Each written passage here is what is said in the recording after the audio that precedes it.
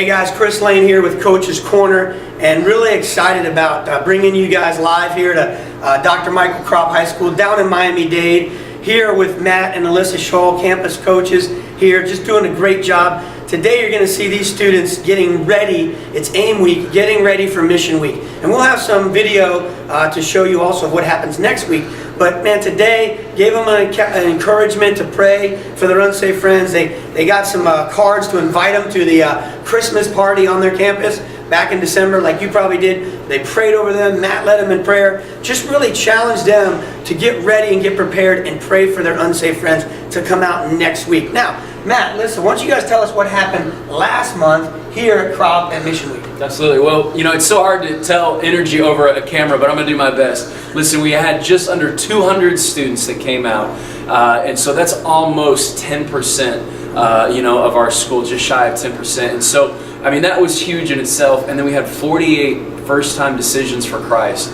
And so, you know, when the time for the prayer came out, and it was just, you could feel the presence of God move across the courtroom, and we had to hold it in an outside courtroom area because it just overgrew the classroom. And so just a huge thank you to all the student leaders that have just gone way overboard this year and have really gone out in the lunchroom, the hallways, and compelled kids to come. And I think people forget how hungry so many people are for the gospel. That's right. That if they could just hear, they're ready for it. That's right. And that's a great word, preparing and praying for a harvest to take place. Now you come every week also. What do you see through these students? I just think these students have just taken it to another level this year. We've been involved with this club for almost 2 years now, and they've been amazing. I mean, they are just so motivated to reach their fellow students. I mean, just like he said, they're in the lunchroom every Tuesday. They're evangelizing. They're praying with kids, and that is all the work that they do behind the scenes leading up to the Missions Week. And I mean, the kids just get excited. I think that when there's momentum, it really helps, you know, with them, and they're so excited for the gospel and sharing it with this campus. So. Wow. Well, that's a great report. And again, you've heard over and over student leaders, students being involved, taking the initiative, praying for their unsafe friends, being in attendance, getting prepared, and fired up to really see their friends come to Christ. They have a game that we're going to play today really quickly, and then we're going to give it over to the word. So go ahead, Charity. All right. Who here is super Instagram, Twitter? Yeah. I know. Hey, right there. Like for real, like you know, like Instagram hashtag whatever. Okay. No, Jeffrey, come here. Jeffrey. All right. I need girls. Whatever. That's the girl.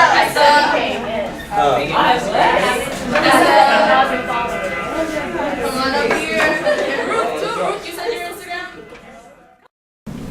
Given new life. You know what people on this campus need? Yeah, they don't need what they think they need. What they need is the forgiveness of their sins. Because let me tell you something.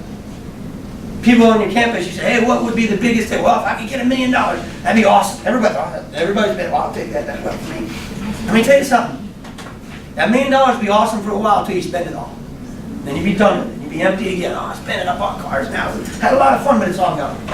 People think, oh, if I get a relationship, that's awesome. Hey, I got a girlfriend, boyfriend, look at my Instagram, dating, hashtag, all this other stuff. And then, you know, she breaks up with you or he dumps you. Back to the same old thing, right? I mean, think about it.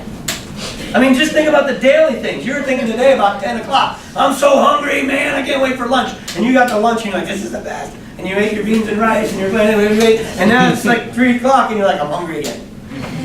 I'm hungry again, what's for dinner? You know, you're calling home, texting mom, get the dinner ready, I'm hungry. I mean, you know, it's like that's awesome, and those are temporary things when we're looking for something to fill a permanent void. So listen, here's the deal though. Sometimes we think that okay, they're gonna make an announcement on the speaker, or we're gonna put up a poster and everybody's gonna come. That's great, but I don't count on that. What is more important than anything is this. You have friends that are paralyzed spiritually. They're your friends. You love them. You care about them. You want to see change in their life. You have to go and pray for them and invite them. Say, hey, listen, I love you. I care about you. I've got Jesus in my life. I want you to come to this meeting because I want you to hear about him too. Will you please come? I'm praying that you'll come. I'll think about it. No, I'm going to pray that you'll come. I'll check back with you tomorrow. I'll check back with you the next day. I'll text you. That day, I don't know if you'll have texting in school, but when you are, text them. Don't forget, man, today. Hype it up. Put up it on Instagram. Tell, hey man, big party, after school, Christmas party, first party, be there, hashtag, get them here, you know, I love you. And then just get them here. Text them, remind them, grab them, bribe them, get them here. Because listen, the bottom line is, we want them to come and have an encounter with Jesus. Because listen, this time of year, people's hearts are open. People's hearts are, what's going on with all the lights and all the Christmas and all that? You know what it is? God came to earth. That's what the big deal is. And not only did he come to earth, but he lived 33 sinless years on this earth. He suffered and died a cruel and deserving death, died on the cross, rose again 3 days later, shed his blood so that you and I could be forgiven of our sins. He fulfilled the righteous requirement of God's law. He took our place. And through him we can have life and forgiveness, and that's what it's all about. How many of you are committing today to bring 5 friends next week? Just raise your hand or give a shout out. How many of you are going to make that happen? You're just claiming that right now, okay? All right. All right.